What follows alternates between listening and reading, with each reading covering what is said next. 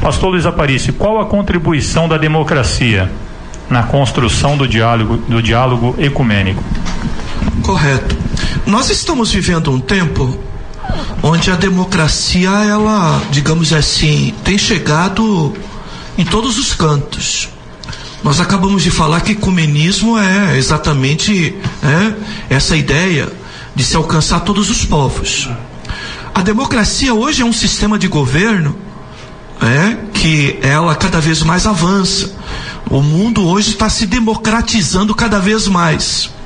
Nós estamos quebrando trincheiras de países que são muito fechados e que vão aos poucos se abrindo para esse sistema de governo que é a democracia. A democracia, ela tem procurado garantir alguns direitos fundamentais.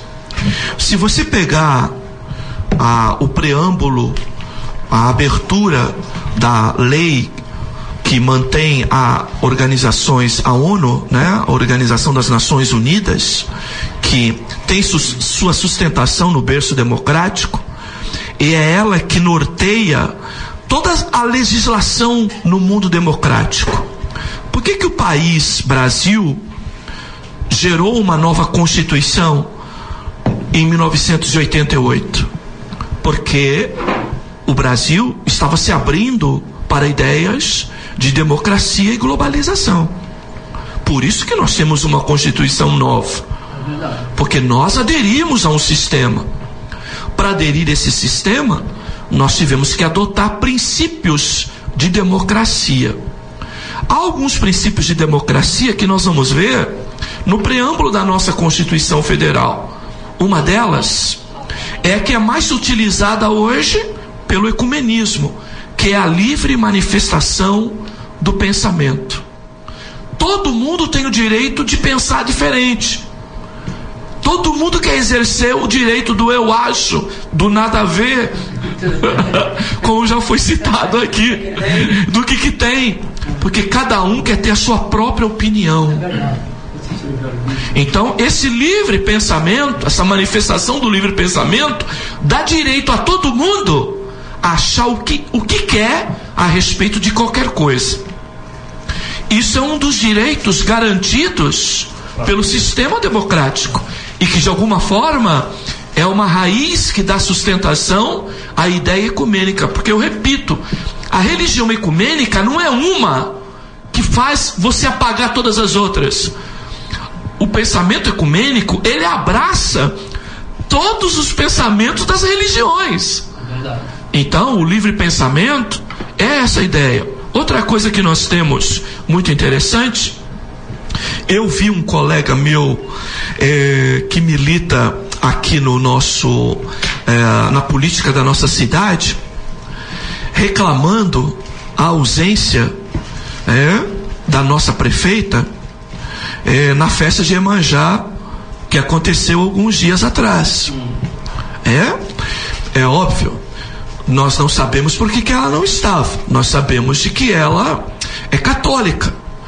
Mas o que nós precisamos considerar hoje, e que eu quero isso transformar para todos, é que lá, nessa mesma festa, chamada festa de Iemanjá, havia representantes políticos evangélicos. Nessa festa, tá? Incentivando, participando e assim sucessivamente. Então vocês vejam, hoje em dia, um cristão que quer enveredar pelo caminho da política, olha o caminho que ele vai entrar, olha o constrangimento que ele vai ter que enfrentar. Por quê? Porque se você é um político, você tem que andar com a Constituição Federal debaixo do braço. E ela vai dizer para você que é inviolável a liberdade de consciência e de crença, sendo assegurado o livre exercício dos cultos religiosos e a garantia na forma da lei, a proteção aos locais de culto e suas liturgias. Olha só, aquilo que é garantia para uma igreja evangélica estar aberta, funcionando, é garantia também para que qualquer outra religião abra o seu centro religioso. Então, a democracia, ela vem contribuir para o ecumenismo, porque ela dá direito a todo tipo de crença, a todo tipo de conceito religioso exercer seu papel livremente. Então nós vivemos uma época em que a própria ideia de missões e evangelismo, ela perde um pouco do seu significado e sentido, porque como que nós podemos anunciar que Jesus é único, que só existe uma porta que leva para o céu, que só existe um caminho que leva para o céu, se a própria lei diz que eu preciso respeitar todos os credos, todas as crenças e todos os pensamentos. Pastor Luiz Aparício, o meu direito acaba quando começa o seu, não é isso? E essa Constituição de hoje, ela obriga a gente como cristãos a aceitar, né, o erro dentro da igreja? Por exemplo, fazer um casamento do homossexual, né? Ela obriga a gente a isso ou não? Nós também temos o direito de culto e de preservar também a nossa doutrina. Bom, Renato, nós vivemos num Estado laico. Isso é uma marca da democracia. Países que adotam democracia estabelecem um Estado laico. E o que é o Estado laico? O Estado laico é onde o Estado, o governo, não interfere na igreja e a igreja não interfere no Estado. Infelizmente hoje nós temos visto muito uma mão disso, a gente reivindicando de que o Estado não pode interferir na igreja, mas infelizmente a igreja muitas das vezes quer interferir no Estado, principalmente quando essa igreja quer colocar seu representante dentro do Estado para fazer valer suas ideias lá dentro. Eu penso que nós devemos levar Estado e igreja, a gente tem uma linguagem jurídica que chama dicotomia, que são duas linhas paralelas. Igreja foi chamada para fazer um governo paralelo. Aquilo que o mundo está adotando como prática, a igreja, à luz da Bíblia, diz que aquilo é errado, mas sem ser mundo. Nós somos chamados para ser sal na terra, e hoje nós estamos querendo ser a terra, infelizmente. Então nós precisamos de alguma forma ter independência de igreja, personalidade de igreja, para ter autoridade de igreja. A igreja perdeu a autoridade porque ela mesma corrompeu a sua independência e ela mesma comprometeu a sua personalidade. É como o marido, ou melhor, a esposa deve ganhar um marido sem palavras, né? Assim seria a igreja em relação ao mundo também, né? Perfeito, com seu testemunho e acima de tudo sendo diferente.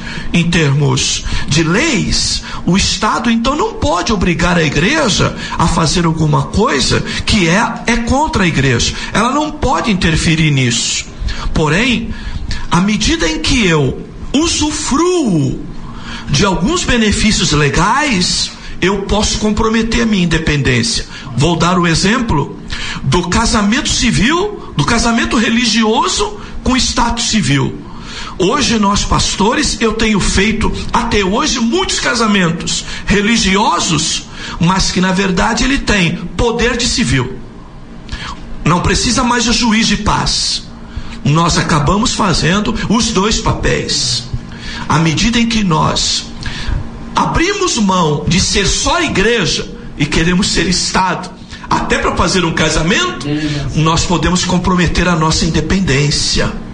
Então já há orientação de juristas evangélicos dizendo que pastores que são contra o ecumenismo e a própria relação homoafetiva, que nós devemos abrir mão de fazer casamentos religiosos com o Estado civil e fazer apenas o casamento religioso. Estarei fechando a brecha para que amanhã não venha a ser obrigado a fazer. Usar a lei, como disse Davi, usar a lei para me constranger, para me obrigar a fazer algo que a Bíblia não recomenda que eu faça. Então daqui uns dias também vai ter o civil com efeito religioso, porque se eu como pastor posso entrar no jurídico, fazer um papel de um juiz, também pode dar o direito ao juiz também fazer aquele casamento e ele também ter efeito religioso, né? É vice-versa. Nós temos uma tendência hoje, já está havendo cerimônias aonde eu conheço um irmão da nossa igreja que participou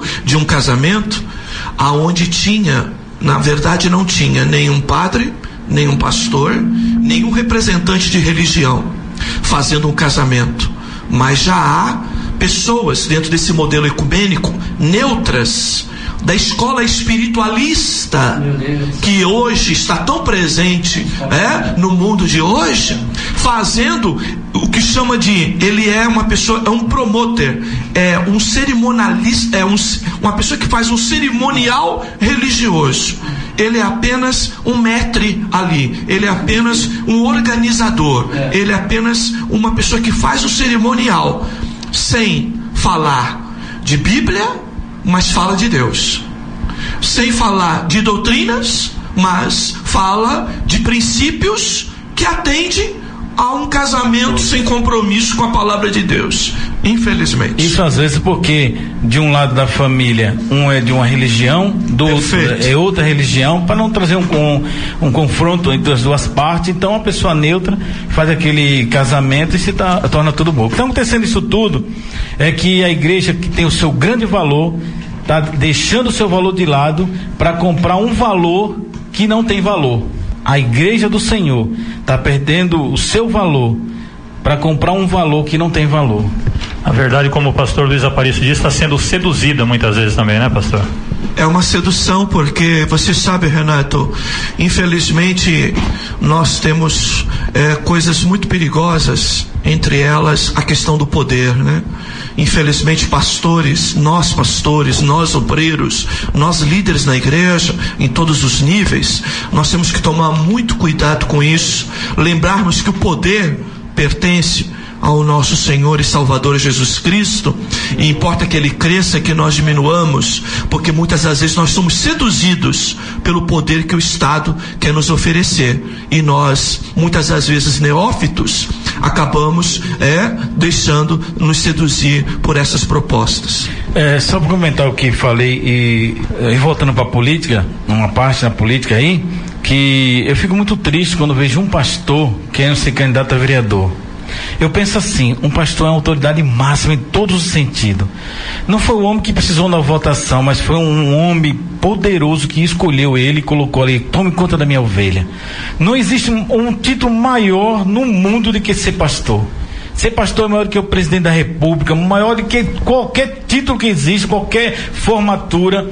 Um pastor, mais simples que ele seja, que seja escolhido por Deus, é um cargo que não tem como comparar com ninguém. Mas hoje nós temos visto assim, às vezes um pastor: eu vou ser vereador, que vou mudar essa cidade. Não, descendo do que Deus o colocou numa posição muito maior, para estar se rebaixando a um lugar de política e um cargo muito menor, mesquinho, abaixo do que Deus o escolheu. Foi Deus que escolheu, não foi o homem, não foi ninguém que votou para ele chegar ali. Então nessa parte, na área de política, estamos muito categóricos nisso aí, porque um pastor pode ser um membro, pode ser ou qualquer cargo da igreja, mas um pastor tomando essa posição, para mim, é deixar se desvalorizar, achando que vai ter um valor maior do que o que ele já é. Eu concordo, realmente abrir mão de algo melhor e maior por algo inferior, infelizmente, achando muitas das vezes que é maior e que vai poder fazer muito mais pelo nosso povo do que com a Constituição na mão, ocupando um cargo político, do que com a Bíblia na mão. Infelizmente, eu também penso, acompanho a mesma ideia, é uma visão distorcida. Nós somos chamados para sermos ministros do Evangelho, aqueles que temos a palavra de Deus na nossa boca para levar aqueles que precisam